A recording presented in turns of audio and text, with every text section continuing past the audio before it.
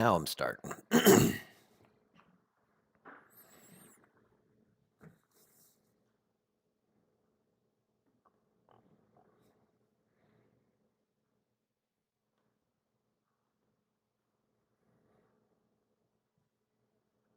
Hey, good morning, everybody. If you're there, just waiting to make sure everything crosses over. You know how the mobile stuff gets a little different. So, yeah, just making sure I'm live. I already did this once and I wasn't, but I am now. Okay, cool. So we are here. We are live, and well, we are me. So I have a guest in the background. Let's see, I'm going the wrong way. She's making my breakfast. Wave, mom. There she is.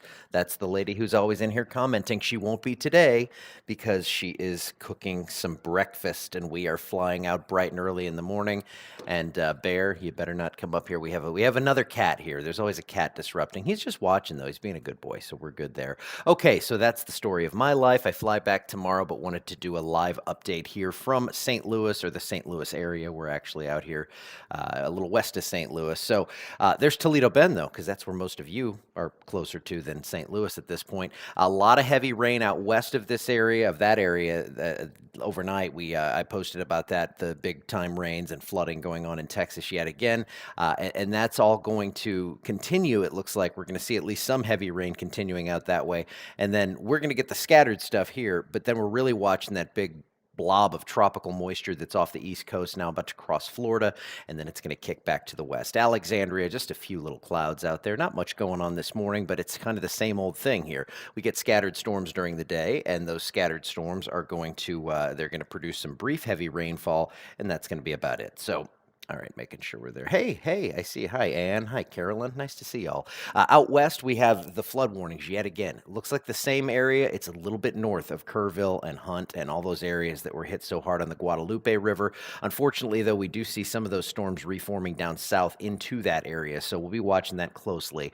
Up to the north around the Colorado Bend State Park, they saw over 10 inches of rain, saw some big river rises up that way. So obviously, everybody's going to be on their toes with this stuff, and no one's going to be playing with these rivers right now at all. So hopefully that's going to keep people away from the banks, and we're going to avoid any loss of life with this. But flash flood warnings, flash flood emergencies out west, and there's our rain and thunderstorm activity off the coast of Florida right now. That's all going to push west because we have an area of high pressure, and you think high pressure, you think dry. That's actually going to be just north of us, and it's going to spin that area of moisture our way. And hopefully that area of moisture doesn't start spinning because we can handle a little rain. We just don't want to see the wind with it, and I don't think we will. And then we get to the fact that it's tropical. Do we get excessive rainfall out of this? And I'll be looking deeply into this. But right now, I do think from all the indications I'm seeing, this remains tame enough, but it is trending upward. So we're going to watch that trend. Upper 70s, low 80s right now statewide. I have no idea why that. Oh, I was on the wrong map. But if you hit the space bar, evidently it just goes crazy on you. So yeah, so there you go. It's warm in Louisiana. It's not so bad to the north and west. Actually, yesterday up here in St. Louis, it was really nice. We had it was like mid to upper 80s, but it did not feel that bad. I mean, relative to the mid 90s, it's crazy how different that is. So it almost felt like a fall day until the sun started beating down. Then we got after it. So we have light winds, 10 to 15 miles per hour. It's going to gust up near the storms. You know the drill. We talk about this all the time. And those gusty winds look like they're going to be most likely off to the northwest, northwestern parts of the state, Shreveport, Natchitoches, Toledo Bend. If you're going to be out on the water today, you want to watch the skies as usual. Now, here's your future cast through the HRRR model. One blob of storms coming up from the south early on, and then later into the afternoon, we get more development again northwest of Alexandria. That's where this model's kind of honing in on that. We'll keep an eye on it.